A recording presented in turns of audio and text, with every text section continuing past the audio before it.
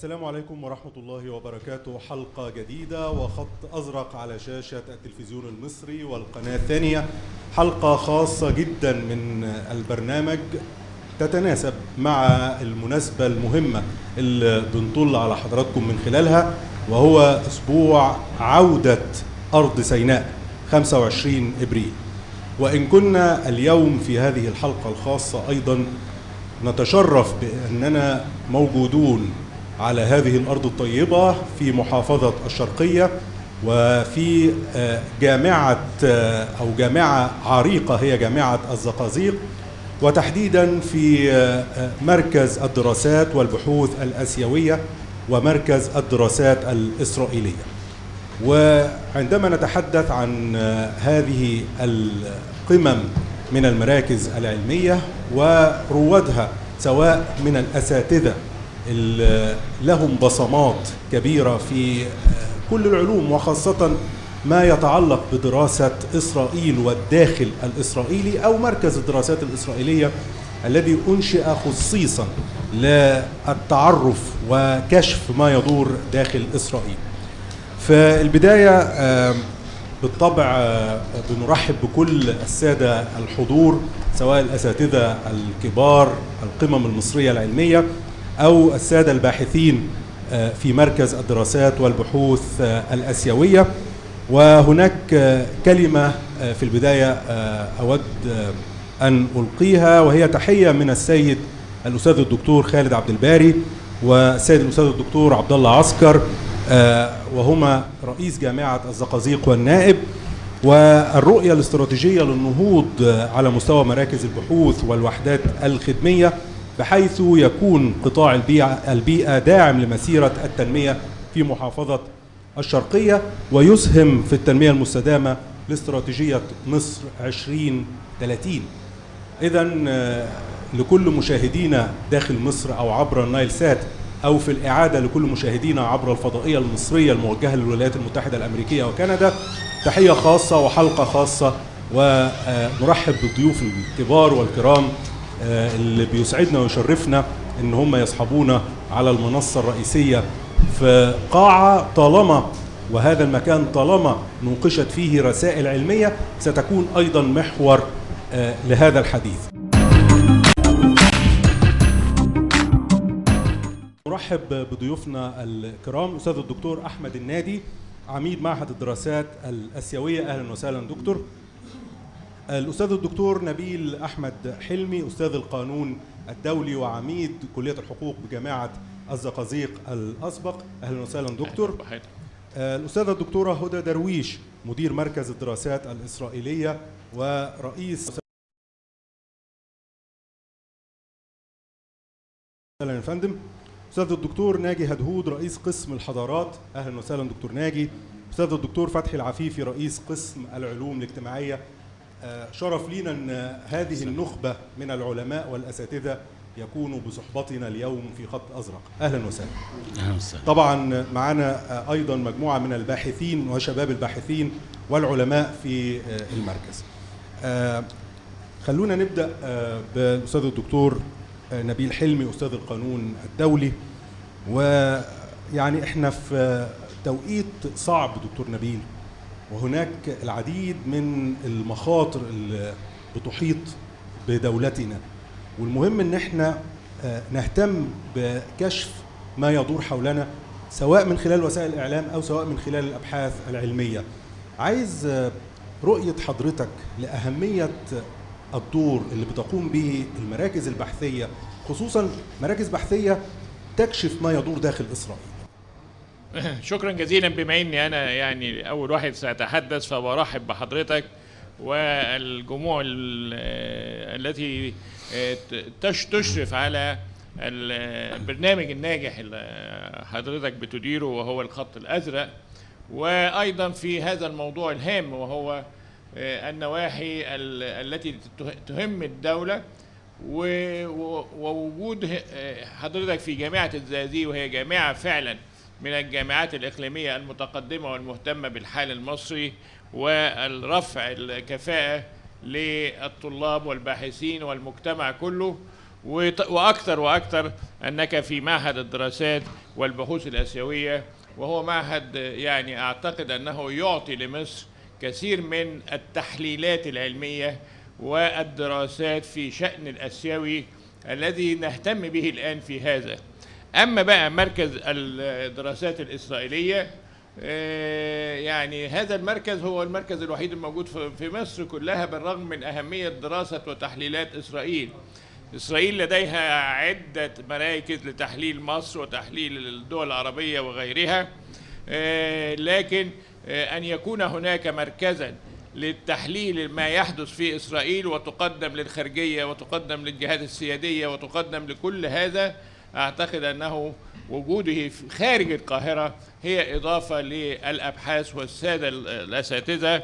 وطبعا يعني رئاسة المعهد للأخ العزيز الأستاذ الدكتور أحمد منادي، ورئاسة المركز للأخت الدكتورة هدى درويش، يعني كفاءات علمية ومعهم أساتذة وباحثين وطلاب. أعتقد أن هي يعني شرف لجامعة الزقازيق وشرف للتعليم في مصر وللأبحاث العلمية. حضرتك تفضلت وتحدثت عن مراكز البحوث. هناك مراكز بحوث نشطة ومهمة مثل هذا المركز، وهناك مراكز بحوث غير نشطة لابد أن نعترف بهذا. لكن فعلا الشباب المصري يريد أن يبحث، يريد أن يقدم شيئا جديدا لمصر. أعتقد أن من الجوانب الحساسة أو الموضوعات الحساسة هي العلاقات المصرية الآسيوية والعلاقات المصرية الإسرائيلية، لأننا نحتاجها كل يوم، لأن هناك تغير في السياسات الإسرائيلية، وهي الدولة الوحيدة التي ما زالت تحتل بعض الدول أو تحتل بعض الأقاليم ومستمرة في مخالفة قواعد القانون الدولي على غير، لا يوجد أي دولة أخرى ولا مكان آخر في هذا. ولذلك البحوث التي تقوم بها الجهات السيادية والتي تقوم بها الخارجية وغيرها، لم يظهر مركز أو مركز للأبحاث والدراسات بالشأن الإسرائيلي كما هو في جامعة الزقازيق، ولا يوجد غيره. نحن الآن نحتفل بعودة سيناء 25 أبريل، وللأسف يصادف أيضا محاولة ضم الجولان. محاولة ضم الجولان أي أن هناك دولة تريد أن تمارس سيادتها على إقليم محتل مخالفة لقواعد القانون الدولي. أستاذ الدكتور نبيل حلمي، يعني حضرتك ذكرت الجزئية دي، يا ريت بقواعد القانون الدولي، وشفنا الصلف الإسرائيلي في التعامل الاجتماعي اللي تم برئاسة نتنياهو وإعلان أن الجولان لن تعود أبدا لسوريا مرة أخرى. أعتقد أن ده جزء محتاج أن احنا نعرف رأي القانون الدولي فيه من حضرتك، وإزاي نتجمع كأمة عربية لمواجهة مثل هذا الصلف الإسرائيلي الدائم.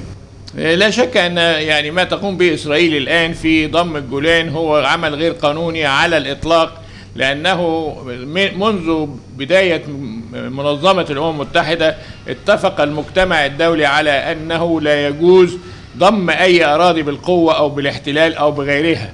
فنستطيع أن احنا، ولكن طبعا إسرائيل الآن بتنتهز فرصة ضعف سوريا والعراق وسوريا والتقسيمات والربيع وما يسمى للأسف الربيع العربي، كان في ومنتهكة هذه الدول في أن تفرض سيطرتها على أجزاء تحت الاحتلال الإسرائيلي. ولكن هذا لا يغير أن هذا احتلال غير قانوني وضد الشرعية الدولية وضد قواعد القانون الدولي. وإذا كان هناك خلاف، القانون الدولي يشير إلى أنه يجب أن يكون هناك حل سلمي للمنازعات الدولية إذا وجدت مثل هذه المنازعات.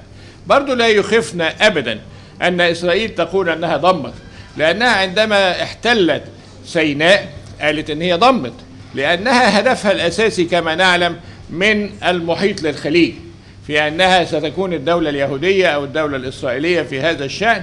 لكن لابد أنا أدعو تضامن أكثر للدول العربية، ليس تضامنا لإصدار قرارات، ولكن تضامنا للتحرك الدولي في هذا الشأن، لانسحاب إسرائيل من كافة الأراضي المحتلة، وهذا ما حدث في سيناء. وفي نفس الوقت برضو أستاذ حازم، أنا ضد ما يسمى بالحكم الذاتي في فلسطين، سواء فلسطين الذي انقسمت إلى قسمين، ولكن الحكم الذاتي هو لا يعني أنها قد حصلت على استقلالها ولا سيادتها في هذا الشأن، لأن الحكم الذاتي ما زالت هي تحت الاحتلال. وأنا كراجل قانوني أفضل أن يكون تحت الاحتلال هو المسمى الأساسي لها، لأن الاحتلال غير قانوني. فإذا قلنا أن هناك دولة إسرائيلية وهناك من اعترف بها، فهذا لا يخدم القضية الفلسطينية على الإطلاق. وأنا مصمم على أنها أقاليم تحت الاحتلال، ومن ثم لابد من جلاء القوات المحتلة والمعتدية والمخالفة لقواعد القانون الدولي. وهذا ما يستطيع العالم أن يستمع له ويساند قضيتنا، وهي قضية الحق. أنا عارف إن سيادتك عندك التزام، بس جالنا سؤال موجه لحضرتك هنجاوب عليه وحضرتك تتفضل. القواعد أو الأدوات الملزمة لتطبيق قواعد القانون الدولي في العصر الحديث، والسؤال من الباحث مجدي العوضي. القانون الدولي عندما يتحرك إذا كان هناك مخالفة، والمخالفة الأساسية هي العدوان. وإذا كان هناك عدوان فليتجه من هو يشعر بتهديد للسلم والأمن الدوليين، عليه أن يتجه للأمم المتحدة ويعرض النزاع على مجلس الأمن ويضع الحجج الخاصة به ووضوح رأيه في هذه المسألة، وتقرر الأمم المتحدة إما بالفصل السادس أو الفصل السابع من الميثاق. والفصل السادس هو اتخاذ تدابير سلمية، قطع العلاقات، حصار بحري وغيرها، أو تدابير في السابع تدابير عسكرية تصل إلى استخدام القوة أمام مثل هذا الاعتداء في هذا الشأن. حلاوة على أننا لدينا طريق آخر لمحاسبة الأفراد وهي المحكمة الجنائية الدولية، وخاصة أن فلسطين قد انضمت إلى المحكمة الجنائية الدولية، وتستطيع أن تقدم الأفراد نتنياهو وغيره إلى المحكمة الجنائية، لأنه ارتكب إحدى الجرائم الأربعة من جرائم المحكمة الجنائية الدولية، وهي جريمة الإبادة وجريمة ضد الإنسانية وجرائم الحرب. كل هذه قد قامت بها إسرائيل، والإسرائيليون مثل مثالي للمجرمين الدوليين، ومن ثم فممكن أن نتقدم فيها في هذا الشأن للمحاسبة. وكانت هناك بعض الجماعات في بريطانيا وتقدمت ضد ليفني عندما كانت في لندن، أو كانت هناك لتقديمها للقضاء البريطاني لمخالفتها أو لارتكابها جرائم ضد الإنسانية وجرائم الحرب. ولذلك فإن هناك تحرك، وإذا كانت لدينا قاعدة أو دعما قانونيا لهذا الشأن فلا بد أن نستخدمه، وعلى أي الأحوال أن تتحد الكلمة العربية. وهذه هي المشكلة الأساسية. حتى لو اختلفت المصالح فلا بد أن يكون هناك دعما للفلسطينيين، وأيضا لا بد من اتحاد الفلسطينيين نفسهم.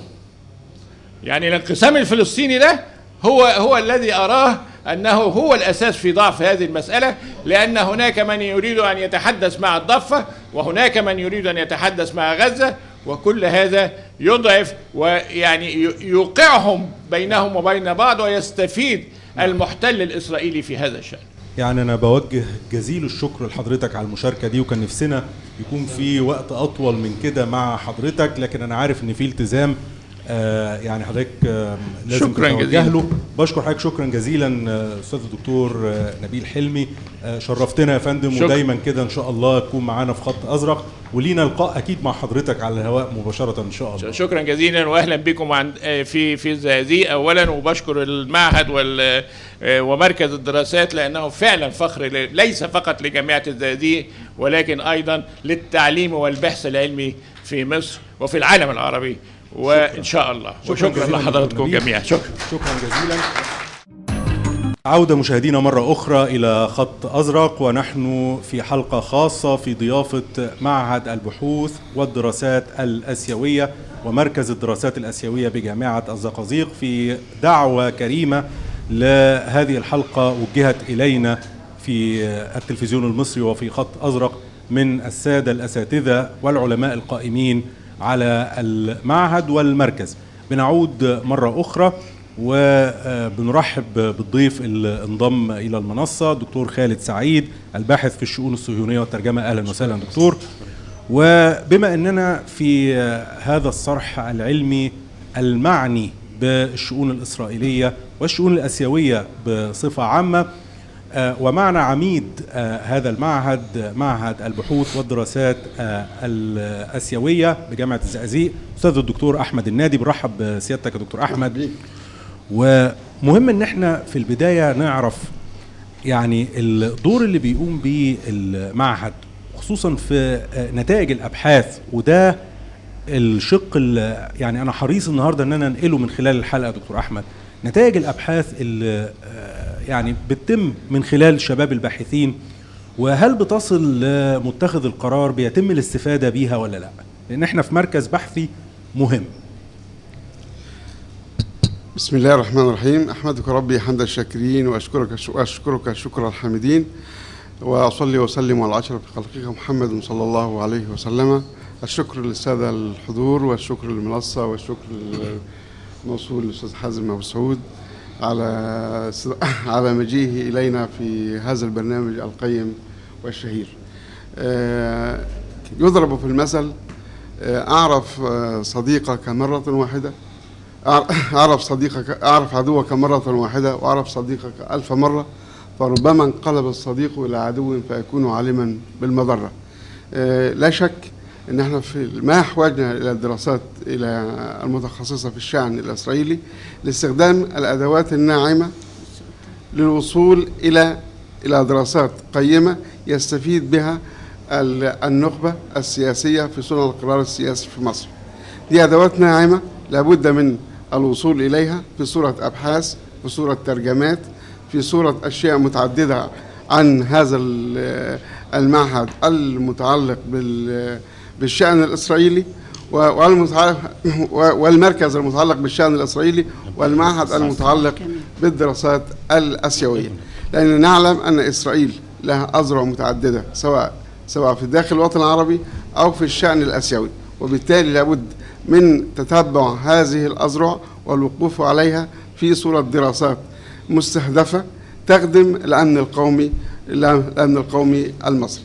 هذا ما يفعله ببساطة شديدة جدا مركز الدراسات الإسرائيلية في هذا المعهد المهتم والمتعلق بالشأن الآسيوي. هرجع مع حضرتك أستاذ الدكتور أحمد النادي عميد المعهد، ويعني أنا عايز أركز شوية على مركز الدراسات الإسرائيلية.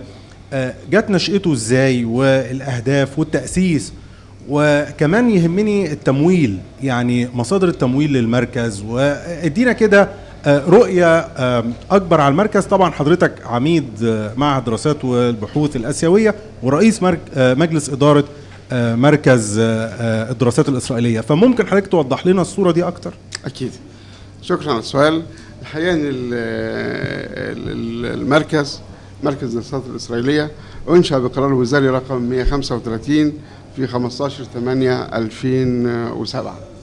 يعني الأهداف بتاعته أو الأشياء الاستراتيجية اللي هي من أجله أنشئ هذا المركز، اللي هو تطوير وتنمية الدراسات والبحوث الخاصة بإسرائيل على كافة المستويات السياسية والاجتماعية والاقتصادية والأمنية وغيرها، تقديم البحوث الأكاديمية على المستوى القومي والإقليمي إلى جانب التعريف بالمجتمع الإسرائيلي والأحزاب والقوى السياسية داخل إسرائيل بما يخدم الأهداف والتوجهات المصرية والقومية ومتخذي القرار وصناعته داخل المجتمع المصري والقومي. أستاذ الدكتورة هدى درويش، رئيس قسم مقارنة الأديان في معهد البحوث والدراسات الآسيوية ومديرة مركز الدراسات الإسرائيلية.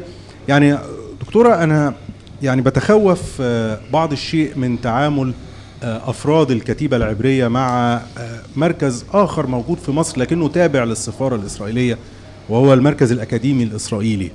فيعني تصورت مع بداية إنشاء مركز الدراسات الإسرائيلية في عام 2007 أنه يحل محل هذا المركز الإسرائيلي ويشفي طلب الباحثين من اللي بيطلبوه سواء من أبحاث أو دراسات أو غيرها. يعني أنا عايز هنا أشوف مع حضرتك مركز الدراسات الإسرائيلية في جامعة الزقازيق بيقدم خدمات شكلها إيه، ويقدر إن هو يجذب الباحثين بصورة حضرتك بتوصفيها إزاي؟ بسم الله الرحمن الرحيم. أولا أقدم باسمي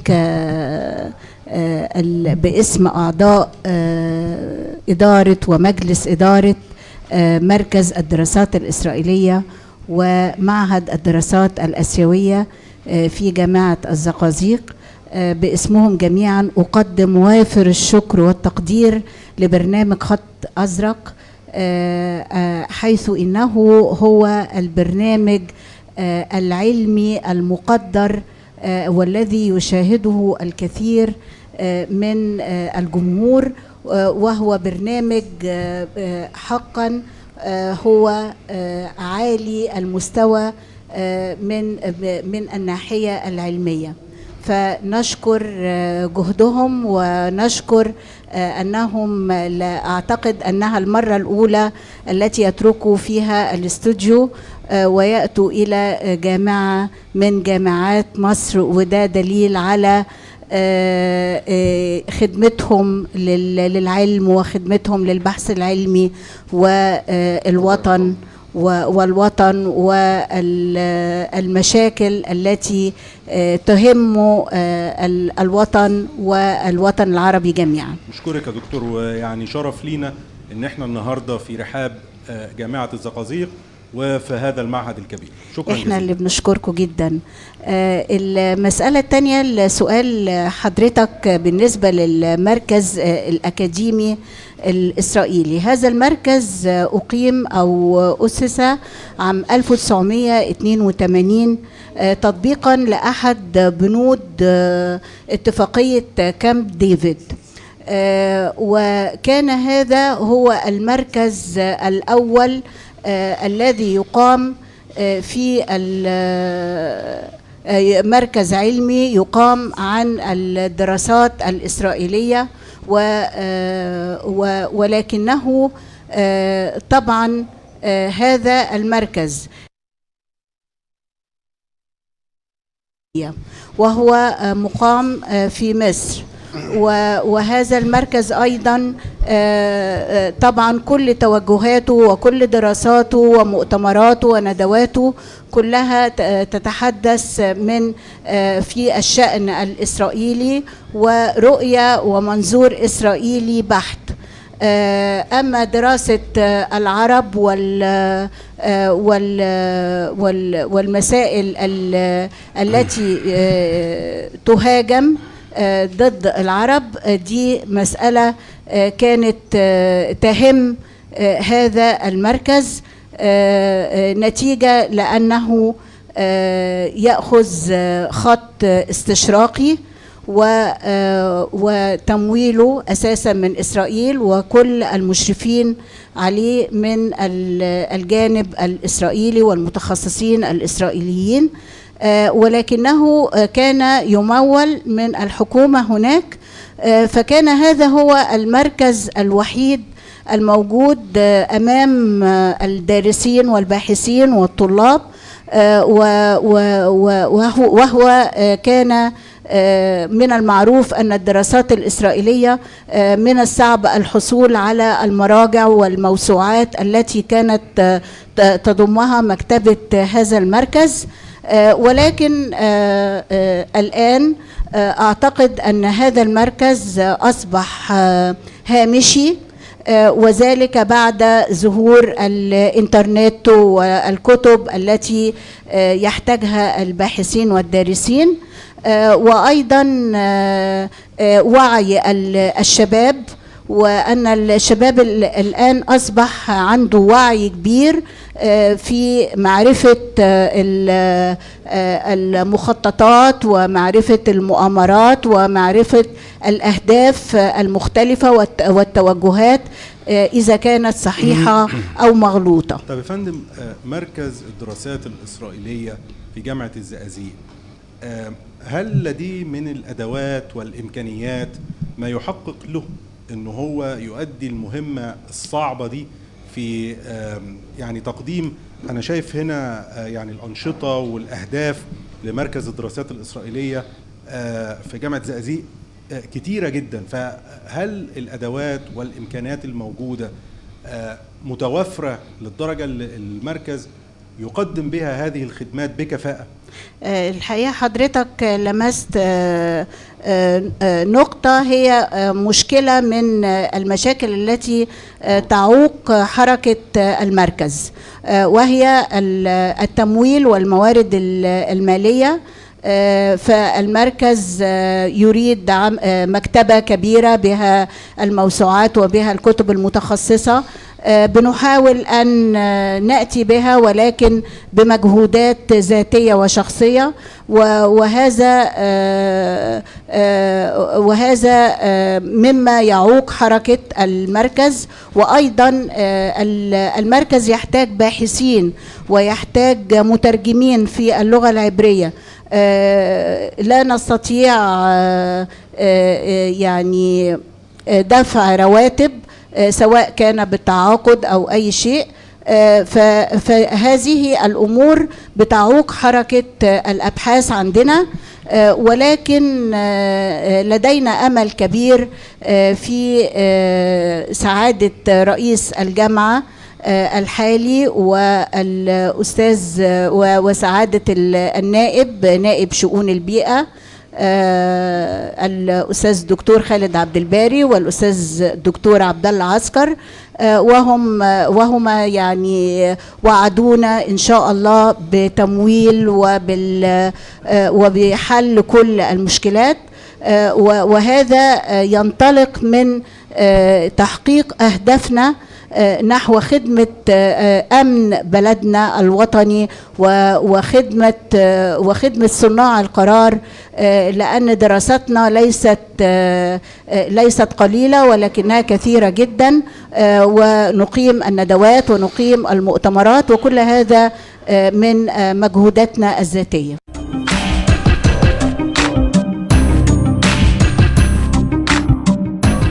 احنا بنطل عليكم في حلقة خاصة من معهد الدراسات والبحوث الآسيوية بجامعة الزقازيق ومركز الدراسات الإسرائيلية، ومعانا مجموعة كبيرة من الباحثين وأيضا من الأساتذة. في الوقت القليل المتبقي من هذه الحلقة هنخصصه لأسئلة ومداخلات من السادة الحضور والباحثين لأساتذتنا، وهنستكمل محاور هذه الندوة المهمة والحلقة النقاشية حول واقع الدراسات الإسرائيلية ومستقبلها في مصر.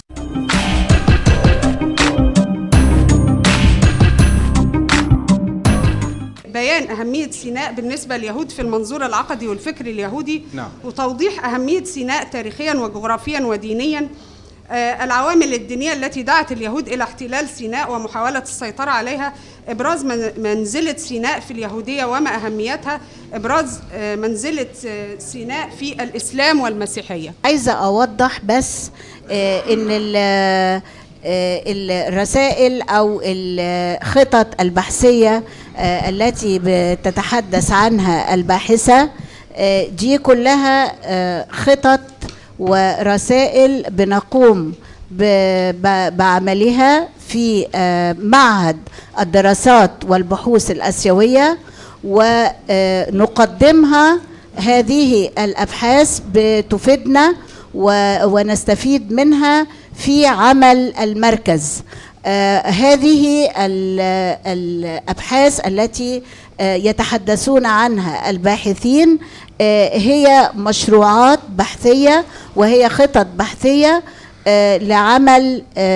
لعمل رسائل ماجستير ودكتوراه، وهذه الرسائل هي المادة العلمية التي نمد بها أو وسيلة من وسائل المركز الإسرائيلي في المعلومة والتوثيق والمعلومات الصحيحة التي تأتي من رسائل علمية سليمة.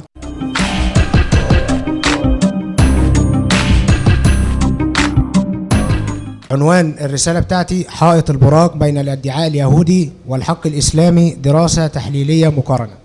السؤال على طول، ليه المركز ما بيعملش زي مجلة شهرية أو مجلة سنوية؟ المجلة دي تكون خاصة بالأبحاث اللي بيعملها الطلبة أو الباحثين في المركز، وإضافة إلى الدكاترة أو الندوات اللي بتتعمل في المركز، زي ما الدكتورة هدى معودانا دايما بالندوات، واخرها كانت ندوة القدس اللي كانت ناجحة دايما. ليه ما نعملش مجلة دورية سواء كانت شهرية أو سنوية، يكون فيها الباحثين بعرض مقترحاتهم وعرض رسائلهم والنتائج بتاعتهم، بالإضافة طبعا إلى توجيهات الأساتذة الدكاترة.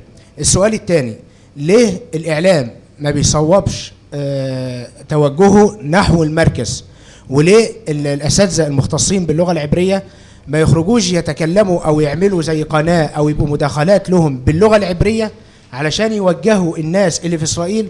احنا عارفين مخططاتكم، عارفين انتوا بتعملوا ايه في الوطن العربي، عاملين بتعملوا ايه في القضايا الفلسطينية، عارفين ايه الفتاوى اللي طالعة من عندكم من أجل تخريب فلسطين وغير ذلك.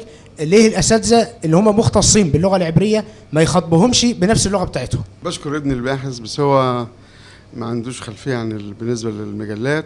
في مجلة لمركز الدراسات الإسرائيلية موجودة بالفعل قائمة، خصوصا أصدر منها أول عدد، بتحتوي على جزء كبير جدا من أعمال المركز، وخاصة بعد لما أقمنا ندوة أو مؤتمر على مشروع إقامة الدولة الفلسطينية، كان صدر كتيب كامل عن هذا المؤتمر فيه كل ملخصات لكل الأبحاث.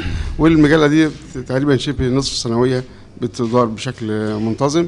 في الآن مجلة دراسات، المجال اسمها مجلة الدراسات الآسيوية، قيد يعني صدر منها عددين ويبدأ الثالث. دي كانت مع بداية المعهد أو مع إنشاء المعهد، أصدر منها عدة أحداث ثم توقفت. الآن يعني مش جاري، لا هي بالفعل موجودة ولها مجلس إدارة ولها هيئة تحرير، لو بتعني بكل ما يصدر من رسائل الماجستير أو الدكتوراه في ملخصات أبحاث أو أبحاث تنشر، سواء أنت في مرحلة الدكتوراه لابد من نشر بحث عن رسالتك، فبتكون المجلة موجودة لهذا أو مخصصة لهذا الإطار. طبعا. بالنسبة للغة العبرية، فيها طبعا في دورات بيقدمها المركز الدراسات الإسرائيلية عن اللغة العبرية، دي قائمة وموجودة. أما إن احنا تخاطب بيهم عشان اللغة العبرية أو ما إلى ذلك، فأعتقد الأمر ده يعني مجاله الأمن القومي فيه شيء من الحيطة، ما ينفعش إن أنا أبيح له بشكل منفصل. أنت بتفكر في إيه أو أنت بتدبر لي؟ لا، أنا أعرف هو ما يقدمه، ثم أحبط ما يقوم به من تصرفات، من أفعال أو دراسات، سواء على الفكر أو على صعيد الفكر الاستراتيجي أو على صعيده هو كشخص. لا، إن أنا بجابه. وهذا الأمر تقريبا اللي بيقدم الأدوات الناعمة، سواء احنا في اتفاقية سلام الآن، لكن احنا مش معنى ذلك نركن، لا بنقدم الدراسات اللي هي تهدف الأمن، تخدم القضايا القومية وقضايا الأمن القومي، وفي ذات الوقت تعود بالدراسة بالنفع على المصلحة المجتمعية. فيما يتعلق بالإعلام، احنا أول ما جالنا دعوة أدينا معاكم هم في الشرقية، ويعني بكل إمكانات التلفزيون زي ما حضرتك شايف موجودة. أما بالنسبة للإذاعة المصرية، فطبعا حضرتك تعلم أن هناك الإذاعة العبرية الموجهة، وبتستفيد من خبرات أكاديمية كثيرة، وإن كان بتحتاج لدعم. أكيد ما فيش جهة في مصر ما يعني تستمرش في الدعم. طب دكتور خالد سعيد، ليك إجابة خاصة باللغة العبرية ودراسة اللغة العبرية؟ السلام عليكم ورحمة الله. بسم الله والصلاة والسلام على رسول الله محمد بن عبد الله أشرف خلق الله. أما بعد، الحقيقة يمكن من مهام مركز الدراسات الإسرائيلية اللي أشرف أني أكون أحد باحثيه منذ العام 2008 منذ إنشاء المركز تحديدا تحت إشراف الدكتورة هدى درويش. والحقيقة احنا بنقوم يمكن بمجهود جبار، ولكن الحقيقة يمكن بعض النواحي أو ضيق ذات اليد بيكون سبب رئيسي في عرقلتنا بعض الشيء. لكن الحقيقة احنا بقدر الإمكان بدعم كبير من عميد المعهد الدكتور أحمد النادي ومن سبقه طبعا وعلى رأسهم الدكتورة هدى درويش، الحقيقة بنقوم يمكن بفضل الله طبعا بمجهود كبير. من أهم المهام اللي احنا بنقوم بيها في مركز الدراسات الإسرائيلية هو تعليم اللغة العبرية للمبتدئين، خاصة لباحثي مقارنة الأديان وباحثي التاريخ وما شابه أو غيرها من الأقسام اللي موجودة داخل معهد الدراسات الآسيوية. الحقيقة أنه يمكن اللغة بتكون تمهيد للباحثين اللي بيعتمدوا في دراستهم على مقارنة الأديان أو على الدراسات الإسرائيلية، فعلى الأقل بتكون مدخل لمعرفة اللغة العبرية وأهميتها، ومنه للمقارنة بين اليهودية أو الإسلام أو ما شابه، أو حتى لقضايا سياسية، قضايا اقتصادية، قضايا أمنية عسكرية أو ما شابه من قضايا أخرى. الحقيقة كمان غير الدورات اللغة العبرية اللي قمنا بيها طبعا تحت إشراف أساتذتنا الكبار اللي أشرف أن يكون على منصة واحدة معاهم، طبعا هي يعني انعقاد بين الفترة والتانية، بين الفينة والتانية، ان احنا نعمل مؤتمر او مؤتمر دولي او ندوات تخص القضية الفلسطينية بشكل خاص. يمكن الحقيقة بدأنا المؤتمرات الدولية من عام 2010 واشترك فيها مجموعة كبيرة من الإخوة الفلسطينيين والعرب. كمان آخرهم المؤتمر اللي عقد الشهر الماضي في شهر مارس الماضي، وأيضا اشترك فيه مجموعة من الإخوة الفلسطينيين والعرب. والحقيقة ده كمان يضاف لرصيد مركز الدراسات الإسرائيلية أنه بيستضيف خبراء وباحثين من الشؤون الإسرائيلية والفلسطينية، وخاصة المترجمين من العبرية اللي هم بيضيفوا أكيد للمركز الدراسات الإسرائيلية. لكن الحقيقة يمكن أركز شوية على نقطتين يمكن الوقت ما أسعفش الدكتورة هدى في الحوار عنهم، وطبعا أساتذتي الكرام، هو أنه المركز ينقصه تعيين مباشر لباحثين ومترجمين من العبرية. كمان زي ما هناك مراكز أخرى زي الدراسات التركية يحتاج أيضا لباحثين ومترجمين من اللغة التركية، وإن كان حاليا نحن فقط بصدد الدراسات الإسرائيلية، فالأمر يحتاج إلى تعيين مباشر لباحثين من أصحاب الخبرة وباحثين من متخصصين وأيضا المترجمين من العبرية. كمان يحتاج إلى الدعم المادي، لأنه أكيد إذا كان هناك تعيين فلا بد أن يحتاج أيضا إلى دعم مادي. أشكرك. وبالفعل احنا يعني الحلقة الأولى أو اللقاء الأول اللي بنقضيه مع حضراتكم من معهد البحوث والدراسات الآسيوية في جامعة الزقازيق يعني تقريبا انتهى، لكن لسه عندنا محاور هنستكملها في الحلقة القادمة. وأعتقد أن مسك الختام في هذه الحلقة سيكون مع فضيلة الشيخ الدكتور محمد جمال حسن أبو الهنود، مستشار وزارة الأوقاف والأمين العام المساعد لاتحاد الأوقاف العربية طبعا في دولة فلسطين العربية الشقيقة. يعني بنرحب بحضرتك، وتفضل كده فضيلة الشيخ. أهلا وسهلا بيكم بكل إخواتنا في فلسطين، والحديث سيطول مع فضيلتك إن شاء الله في الحلقة القادمة. لكن عايز في الختام، يعني أنا أعلم أنك صاحب صوت جميل، وعايزين نختم الحلقة ببعض الأدعية الجميلة وتواشيح يعني نقدر نقول كده يعني رسالة من عالم ديني فضيل في فلسطين لمصر من خلال التلفزيون المصري، وفي هذا التوقيت أسبوع الاحتفال بأعياد عودة سيناء 25 إبريل. تفضل الكاميرا مع حضرتك وأمتعنا فضيلة الشيخ. بسم الله الرحمن الرحيم. الحمد لله رب العالمين، والصلاة والسلام على سيدنا محمد وعلى آل بيته الأطهار وأصحابه الكرام. بداية يطيب لي أن أفتخر بانتمائي إلى هذا المعهد العريق التابع إلى جامعة الزقازيق، معهد البحوث والدراسات الآسيوية، فحيث إن دراستي الأكاديمية العليا بدأت بهذا المعهد تحت رعاية وإشراف أساتذة أباهي وأفاخر بهم، فضلاء علماء كرماء من أبناء مصر الغالية لقلب كل فلسطيني. فتحية إجلال وتقدير لأستاذي الكبير.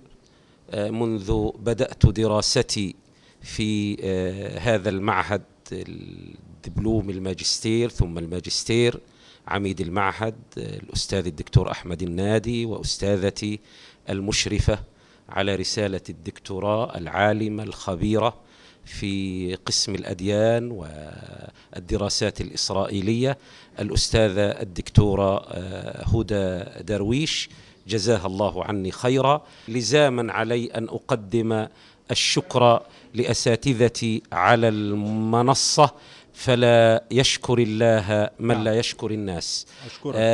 أما بالنسبة لما هو مهم أيضا كفلسطيني أقيم على هذه الأرض، أرض الإسلام، أرض العروبة، فإني كفلسطيني أثمن بكل فخر واعتزاز الدور المصري على مدى التاريخ لوقوفه لجانب القضية الفلسطينية، فقد امتدت الأيادي البيضاء من ضفاف النيل إلينا في فلسطين على مدى التاريخ، تطوق أعناقنا وتجمع على الحق كلمتنا وتضمد جراحنا. فنحن والأمة الإسلامية والعربية مدينة لمصر، ومواقف مصر تجاه القضية الفلسطينية خاصة والقضايا العربية عامة. وأقولها وأساتذة التاريخ أمامي، موقف مصر منذ فجر الإسلام لما حدث عام الرماد في المدينة المنورة في خلافة عمر بن الخطاب، فلم يجد نجدة ولا غوثا ولا مددا إلا أن يستغيث بعمرو بن العاص والي مصر يومها، يطلب منه النجدة، فسرعان ما استجابت مصر لنداء أمير المؤمنين، فأرسل إليه عمرو قائلا: يا أمير المؤمنين، إني مرسل إليك قافلة من الإبل محملة بخيرات مصر، أولاها عندك في المدينة وآخرها عندي في مصر. هذه هي مصر، مصر الإسلام، مصر الأزهر، مصر العروبة، مصر التضحيات، مصر التاريخ، مصر الحضارة. ولذلك فإننا في فلسطين خلقنا لمصر، وخلقت مصر لفلسطين، والدم المصري والدم الفلسطيني يجريان في شريان واحد. فنحن في أعناق مصر، إن سلمت مصر سلمت العروبة والإسلام. فنسأل الله لمصر أن يحفظها دائما لأبناء دينها وأبناء وطنها وأبناء عروبتها. لذلك فإنني أثمن مواقف مصر كما يثمن مواقف مصر الغالبية العظمى، أقولها لشعب مصر. فنحن مدينون لمصر عبر التاريخ، بل قبل الإسلام لما صد رمسيس الهكسوس في معركة مجدو داخل فلسطين من أجل حماية الكيان العربي والأمة العربية والأمة الإسلامية. جزى الله مصر خير جزاء، وحفظ الله مصر، وجعل الله مصر آمنة مطمئنة سخاء رخاء، وجميع بلاد المسلمين. اللهم إنا نسألك لمصر الأمن والأمان، والحفظ والحماية والرعاية والنصر والتأييد. اللهم إنا نسألك أن تحفظ مصر، رئيسها الرئيس الصالح عبد الفتاح السيسي، وخذ بيده إلى نصرة قضايا مصر والقضايا العربية عامة.